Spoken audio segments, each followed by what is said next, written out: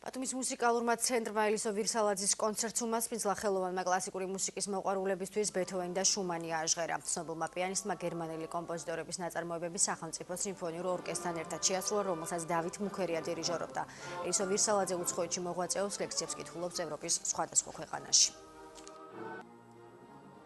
ელისო ვირსალაძე უკვე სახელი და გვარი ნიშნავს ყველაფერს, არა მარტო ჩვენი ქვეყნისთვის, საერთოდ მთელ მსოფლიოში ის დიდი პატივით და ღირსებით ატარებს ჩვენი საქართველოს დროშას. სიტყვები არ მყოფნის, გამოვხატო ის აღტაცება, ის აღფრთოვანება, რაც დამეუფლა დღეს ქალბატონი ელისო ვირსალაძის შემოქმედების შემდეგ, მისი შესრულების შემდეგ და იმედი მაქვს, რომ ეს არ იქნება მისი ბოლო გამოსვლა და კიდევ გაგვანებიურეს მისი შემოქმედებით, იმიტომ რომ ეს არის მართლაც და ლეგენდარული მუსიკოსი, რომელიც ამშვენებს უკვე ამდენი ათეული წელია მსოფლიოს საუკეთესო საკონცერტო დარბაზებს. დღევანდელი კონცერტი, რა თქმა უნდა, ეს არის საგანძური ჩვენი ქართული კულტურის.